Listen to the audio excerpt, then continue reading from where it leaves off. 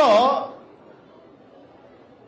బాగా ధనవంతుడు ఎవరు అని చెప్పి కనుక పరిశీలన చేస్తే దేవతల్లో మనకు కూడా అప్పుడప్పుడు పేపర్లలో బిలినియర్లు మిలీనియర్లు అని చెప్పి ప్రతి సంవత్సరం డాటా తీస్తారు. ఈ సంవత్సరం ఈ 10 మంది ఈ దేశంలో ఉన్నవాడు అని చెప్పి డాటా తీస్తారు. ఎవ్రీ ఇయర్ సర్వే జరుగుతుంది. ఎవరో ఒకరు వస్తూ ఉంటారు. కానీ బాగా ఆలోచించండి, మన దేవతల్లో ఇన్ని యుగాలు జరిగినా ఇంతకాలం నడుస్తూ ఉన్నా బాగా ధనవంతుడు ఎవరయ్యా అని చెప్పాలంటే ఎవరి పేరు చెప్తాం? కుబేరుని పేరు చెప్తాం. ఎందుకంటే వెంకటేశ్వర స్వామికి అప్పించిన వాడంటే ఎంత డబ్బు ఉన్నదో అర్థం చేసుకోండి. అప్పటికీ ఇప్పటికీ ఇంకా ఆయన డబ్బు వెంకటేశ్వర స్వామి వారికి అప్పి ఇచ్చినా ఇంకా తగ్గలే ఆయనకు. అంటే ఎంత డబ్బు ఉన్నదండి ఆయన దగ్గర? ఎక్కడి నుంచి వచ్చింది ఈ డబ్బు? ఈ ప్రాపర్టీ ఎక్కడి నుంచి వచ్చింది?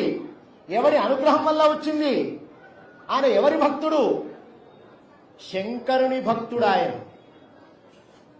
శంకరుని భక్తుడు కాబట్టే శంకరుణ్ణి ఎప్పుడూ విడనాడకుండా ఆయన పక్కనే ఉండాలి, ఆయన ఇంటి పక్కనే ఇల్లు కట్టుకోవాలని చెప్పి కైలాసం పక్కన అలకాపురి అని చెప్పి నిర్మాణం చేసుకున్నాడు ఆయన.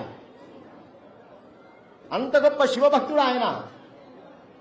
మరి ఇచ్చేవాడు ఇంత గొప్పగా ధనవంతునిగా తయారు చేసినటువంటి పరమేశ్వరుడు మరి ఆయన ఎట్లా ఉండాలండి? ఆయన స్టేటస్ గాని, ఆయన కంఫర్ట్ జోన్ గాని ఆయన చూస్తే ఇల్లు లేని వాళ్ళలాగా శ్మశానంలో ఉండడమా?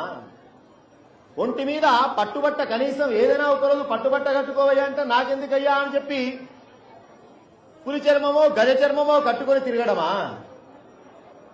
అంటే అర్థం ఏమిటి? డబ్బు లేకనా?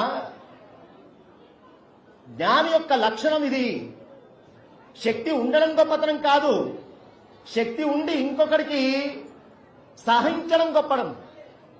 ధనం ఉండడం గొప్పతనం కాదు, ధనం ఉండి ఇంకొకరికి దానం చేయడం గొప్పతనం.